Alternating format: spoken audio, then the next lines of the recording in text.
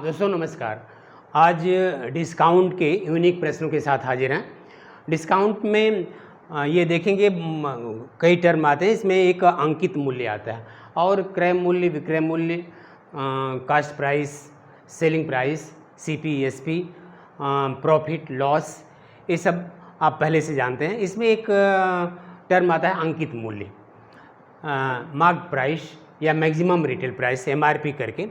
तो लोग ये रियल प्राइस कुछ और रहता है, लोग लेबल लगा देते हैं, जो बिजनेसमैन हैं लेबल लगा देते हैं और उस पर प्रिंट जो रहता है, जो मार्क प्राइस अंकित मूल्य उस पर रहता है, उस पर डिस्काउंट करते हैं।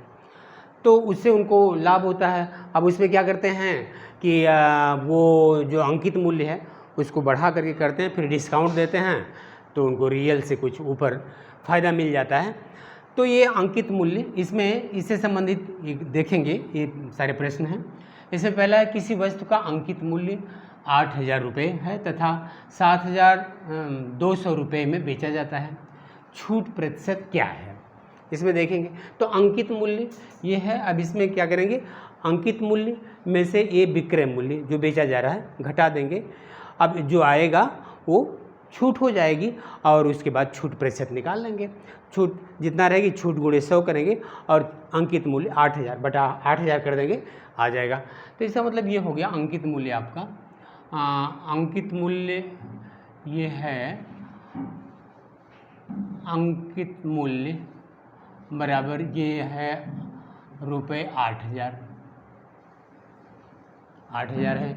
और विक्रय मूल्य जो है, विक्रय मूल्य है आपका ये 7,200 रुपये 7,200। अब कितना छूट दिया, इसे बेच रहा है और अंकित मूल्य ये है, तो छूट कितना हो गई? छूट देखेंगे, जो अंकित मूल्य है उसमें से विक्रय मूल्य घटा देंगे 7,200, अंकित मूल्य 8,000 और 7,200 विक्रय मूल्य घटा देंगे तो जो छूट दी है वो आ जाएगा। तो ये हो जाएगा 800 इतने रुपए। अब छूट प्रतिशत निकालना है तो ये हो जाएगा आपका, छूट कितना है, छूट जो है 800, जो छूट है 800 गुणे 100 कर देंगे और कितने पे छूट दी जा रही है? 8,000 पे, अंकित मूल्य पे। तो 8,000 ऐसे कर देंगे और ये जो है कैंसिल हो जाएगा, एक ऐसे कैंसिल हो गया। अब इसके बाद ये यहाँ से ये भी कैंसिल हो गया, 10 बचा, बराबर ये आ जाएगा आपका 10%। इसका मतलब 10% छूट मिली। ये पहला विकल्प सही होगा, ए वाला सही होगा। हाँ, देखेंगे दूसरा प्रश्न। एक व्यक्ति अपने सामान को उसके क्रय मूल्य से 40% अधिक पर अंकित करता है तथा अंकित मूल्य पर 40% बट्टा देता है। उसका हानि लाभ प्रतिशत है। हानि हुई कि लाभ हुई? हानि हुई कि लाभ हुआ? अब कितना प्रतिशत हुआ ये देखेंगे। अब इसमें देखिए, ये क्रय मूल्य से 40% अधिक, मान लेंगे क्रय मूल्य 100 रुपये है तो अंकित 40% अधिक करा है, 140 अंकित करेगा। 140 पर 40% बट्टा दे रहे हैं, छूट दे रहे हैं 40%, इसका मतलब 60% ही ले रहे हैं। 140 का 60% निकाल देंगे, अब जितना ले रहे हैं वो आ जाएगा। अब इसके बाद वो देखेंगे कि 100 रुपये से कम है कि ज़्यादा, अगर कम है तो हानि हुई, घटा देंगे, फिर हानि प्रतिशत निकाल लेंगे। तो इस तरीके से क्या करेंगे, क्रय मूल्य निकाल लेंगे कि मान लेंगे कि माना क्रय मूल्य जो है वो क्रय मूल्य 100 रुपये है, 100 रुपये है और ये 40% अधिक पर अंकित, यानी अंकित मूल्य अंकित कर रहे हैं, इसका मतलब अंकित मूल्य हो जाएगा 100 का 140%। 40% अधिक का मतलब 140%, 140%। तो ये हो जाएगा 100 गुणे 140 बटा 100, मतलब 140 रुपये।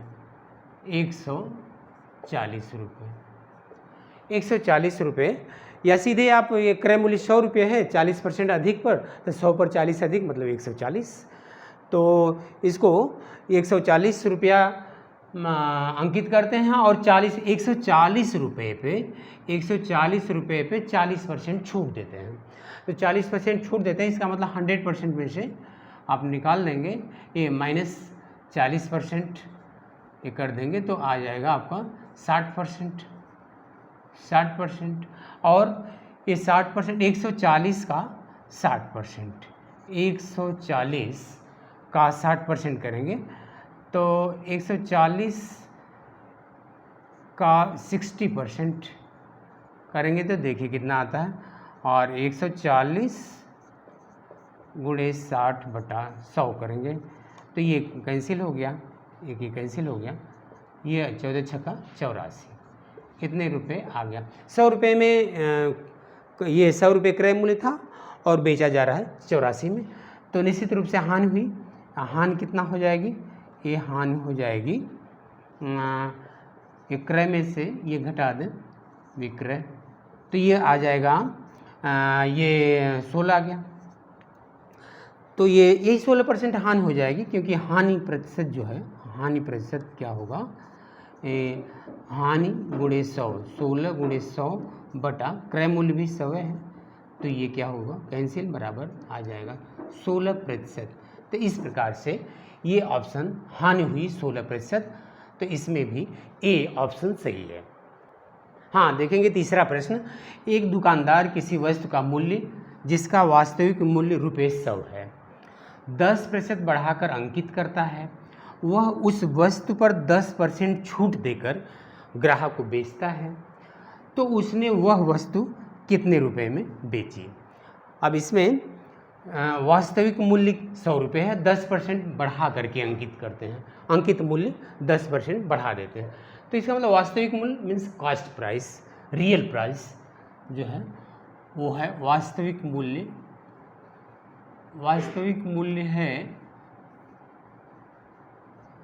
कितने है, ये ₹100 है,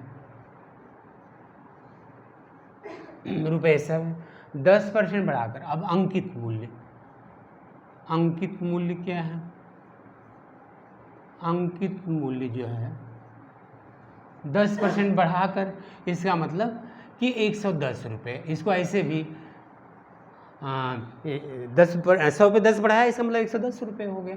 तो ये ऐसे भी कर सकते हैं, 110%, 10% बढ़ा दिया तो 110%, 100 गुणे 110%, इससे क्लियर हो जाएगा। तो 100 डायरेक्ट भी कर सकते हैं, 100 10% बढ़ा तो 110 हो गया, तो 100 गुणे 110/100 करेंगे तो यही आ जाएगा 110 रुपये, यानी ₹110 हुआ। अब कह रहा है कि वह उस वस्तु को 10% छूट देकर, डिस्काउंट देकर के ग्राहक को बेचता है। 10% छूट दिए, इसका मतलब 100% में से 10% ये घटा देंगे तो ये 90% पर ही इसका मतलब बेच रहे हैं, अंकित मूल्य के 90% पे। तो अंकित मूल्य 110 गुणे 90%, ये 90%। अब इसका मतलब ये हो जाएगा 110 गुणे 90/100, ये हो जाएगा ऐसे, ये इससे 11×9 = 99, यानी ₹99 में वो बेच रहे हैं। तो इस तरह से इसका ये ऑप्शन सही हो जाएगा, सी वाला ऑप्शन सही होगा, ₹99। हाँ, देखेंगे चौथा प्रश्न। यदि अंकित मूल्य ₹250 है और विक्रय मूल्य 235 है तो छूट की दर ज्ञात कीजिए। छूट की दर ज्ञात करना है, इसका मतलब कि छूट प्रतिशत ज्ञात करना है। तो ये अंकित मूल्य दिया हुआ है, अब विक्रय मूल्य दिया हुआ है, घटा दें तो छूट आ जाएगा। तो अंकित मूल्य हो गया, अंकित मूल्य हो गया ये 250 रुपये, 250। विक्रय मूल्य है 235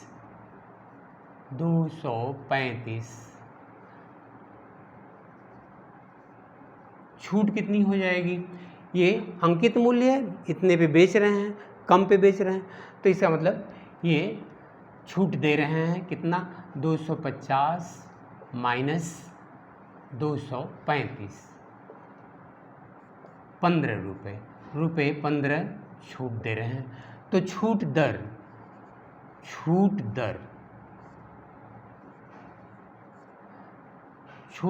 प्रतिशत में हो जाएगा। ये छूट कितना है? 15 गुणे 100 बटा, हाँ इसमें ध्यान देंगे कि ये किस पे हम छूट प्रतिशत निकालते हैं, ये छूट दर निकालेंगे वो अंकित मूल्य पे निकालते हैं। ये इसका इसमें ध्यान देंगे, क्रय मूल्य या विक्रय मूल्य पे नहीं, किस पे?